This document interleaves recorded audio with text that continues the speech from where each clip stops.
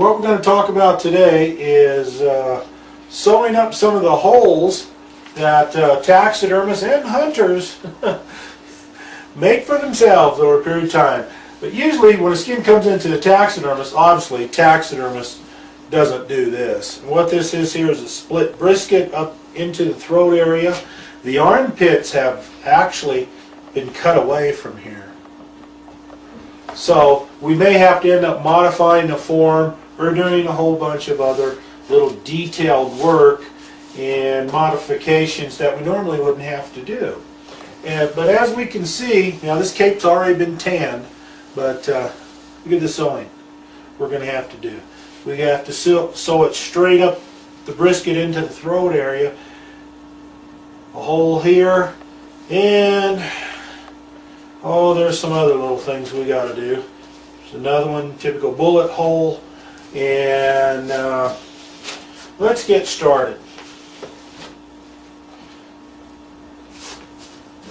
Now, on sewing any hole, if it was like from an arrow, a try cut, or something like that, we would have to go ahead and cut out those pieces and make it more like this, where you have your typical tier or exclamation point without the O, the little dot, and we'd make it where we have to pull it together. What we have to do is, I'm going to turn this over, we have to match up the hair, look over here and say, well, were there any hair that was cut away? We're going to take a quick little look here what this would look like if we sew it up. So if we went ahead and sewed that up, we would get it looking halfway decent.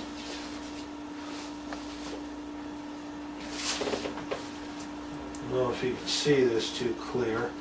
And if we went ahead and sewed that up, and of course we had everything sewn just right. We have to make sure everything goes together and it doesn't bunch up.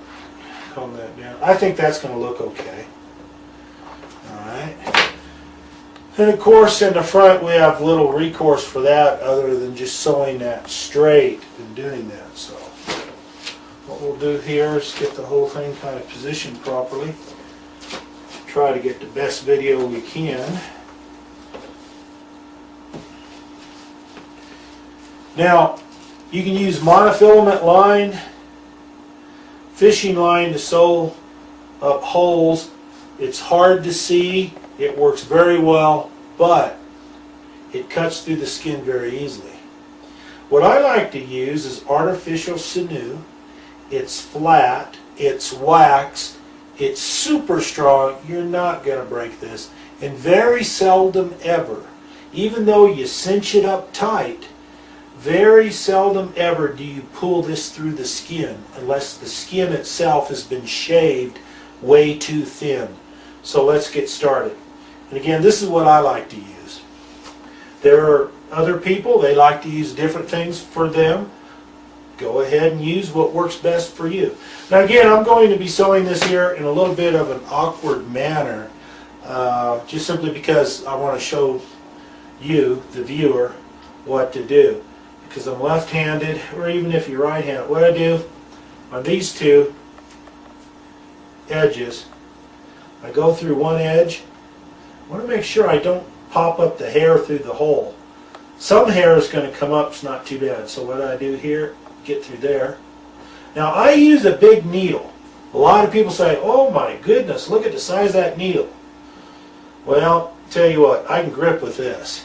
There's other people, they shave their skin so thin that they can use a real tiny needle. Well, to me that kind of weakens the leather too when you shave it too thin, so you have to have a happy medium. But I do this here for power, for pull, and for strength. And it's usually a tri-shape. You sharpen this, you try to keep that tri-shape through there as far as the point goes, and it'll cut right through. But this is tan leather that we're working on now. It's leather that we tanned. And what I did here, went ahead, went through both sides, tied off that edge. Pull it tight. Now it's ready to sew. What we're going to be doing is the baseball stitch, back and forth, back and forth. Now again, this is awkward for me, but I'm trying to make it an easier way to show here on the video. So now you don't try to get too far out in here. You don't want to get too close to the edge either. So what I'm doing here, I'm going through one side, then I'll be going through the other.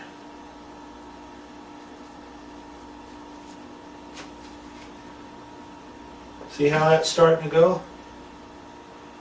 Let me get a couple more stitches. Try to keep your stitches, oh geez, I've seen them as small as 1/8 of an inch apart to as high as 1/2 inch apart. So you try to keep a happy medium, about 1/4 of an inch apart, about 4 stitches per inch. There are people that like it a lot tighter than that. Now again, this here's the baseball stitch. Now see how this is starting to look?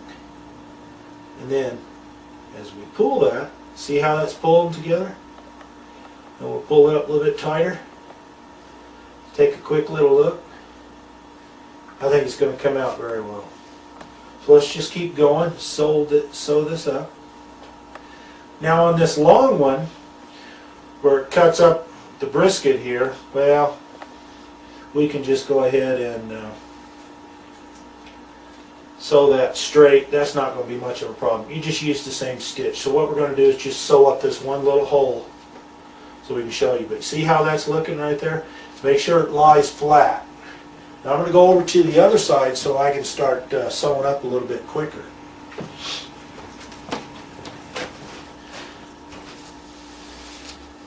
Blocking off a little bit of the light, but we'll just see what we can do here. Alright. Now, again, this is a large needle. It's just something I like to use. It's a little bit more cumbersome for some people, and for other people it'd be okay, like myself. Now I'm getting kind of close here to the edge. Wouldn't surprise me if I pulled through there, if I pulled it up too tight. You take 2 or 3 stitches, and you go ahead and you pull it up. Pull it tight. Don't worry about the hair down there. You just want to keep the hair on the hair side. You don't want to pull too much up through here.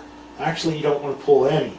Let's be realistic. You really can't do an absolutely perfect job and not get not even one hair up through there. But you try to do the best you can. And you should always strive for that. Now when you work with larger animals, African game, big moose, here North American, or like was said first time, African game, start working with large African animals. Well, when you work with skin like that, there's almost always an issue because you have to sew up so much that was damaged. I haven't seen anything yet come in from Africa that didn't need a whole lot of repair done to it. And also too, you want to make sure that your thread that you're using doesn't come through there too easy. Now just to give you an idea, see how that's sewing up? That's coming out really good. So let me hurry up and get this done. Now it's always good to sit down. You're hunched over like this. Obviously the table's too low. But again, this here is just for a quick little short video to show you how to sew. You just keep going back and forth and back and forth.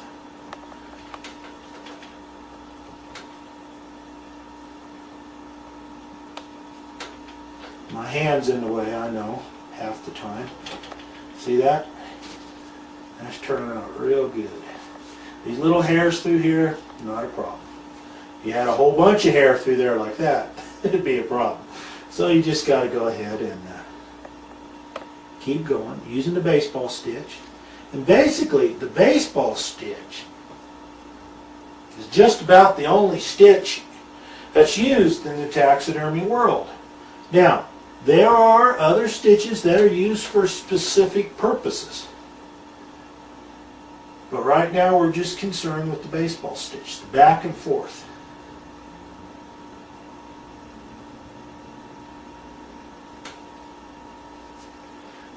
Now for this one, I'm going to have to pull up a chair and go ahead and sew that, and it's going to take a considerable amount of time. So we're just going to keep going through here and get this sewed up. Again, now this leather is kind of tough. See? Just go in here. Now, let's say for example, okay, I want to go ahead and throw in a lock stitch. Well, there's a lot of good ideas to a lock stitch. What I like to do, I'll take one, pass through the leather, I'll go around the loop before I pull that up tight. Now again, this is artificial sinew. This stuff here lays flat. You can cinch it up and lock just about anything. Now, if something happened to these stitches, it would just come loose down to this lock stitch. Conversely, if this side came loose for whatever reason, it would only come down to this lock stitch. A lot of people take 3 stitches, throws in a lock stitch. 3 stitches, throw in another lock stitch. I usually sew up, 2 or 3 inches, and then I go ahead and throw in a lock stitch. And there are some holes that are so small that, man, 1 or 2 stitches, throw in a lock stitch and forget it. But again, you want to make it look normal, or at least as good as possible. We're kind of lucky on this one here, it was fairly straight. So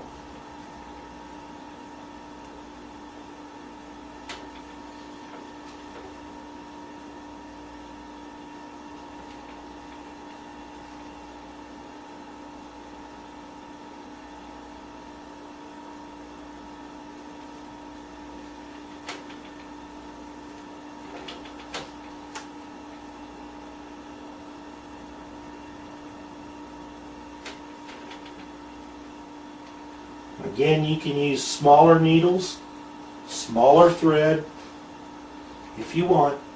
Depends upon what you're working on. Now, if you're working on a relatively thin skin species, especially if you got a hold of it with the circular knife or flesh machine it's called, or shaver, whatever you want, terminology you want to use on it, or if you send them off to the commercial tannery and it comes back super thin, well, you're going to have to use smaller thread, smaller needle, and you have to make do with the situation that you have at hand.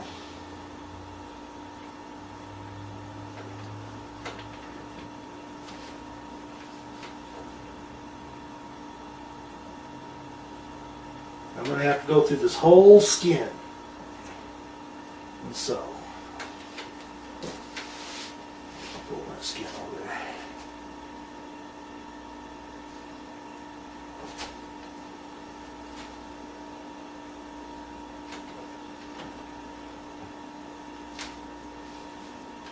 There are some instances, depending upon where the cut or tear is at, that you may be able to get away with using super glue, strong epoxy cement of some kind, for example like on the face or something like that, and you can just pin it, you just glue it, pin it, and believe me, once that sets up, man, nothing's going to pull that skin apart.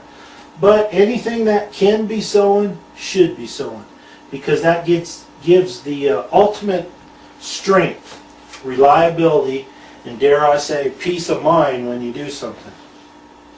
And having peace of mind over certain things, well, that's the best gift at all. Plus, of course, it's done good, looks good. There's a variety of ways to do everything that we discuss about on our videos. Life itself. You do what works best for you and what you feel comfortable with. And then you go for it. Now, getting down to just about the last stitch. Again, I'm using a larger needle because it suits my purpose, and this is what I like. Now, here you go. Take a good close look at that. It lays flat, it's stitched. course, I have another little hole over there. I gotta sew up the brisket area. But this is what we're looking for. Now I'll go through here and tie that off. Let me go through here one last time. There you go. What I'll do, I need that needle a little more. 1, 2, 3. Cinch that up. There you go. Right there. It's flat. Minimal amount of hair coming through. I'll trim this, trim that, and it's done. Now, let's look right where this was. Here's the hole. Recent repair. Right here. As we can see, that's going to work fine. And that's how you do it on everything. When it comes to sewing, take your time, make sure the pieces match up and will lay flat and look normal. Always use reference material, just a lot more work, and yes, as a taxidermist, professional, charge extra for this.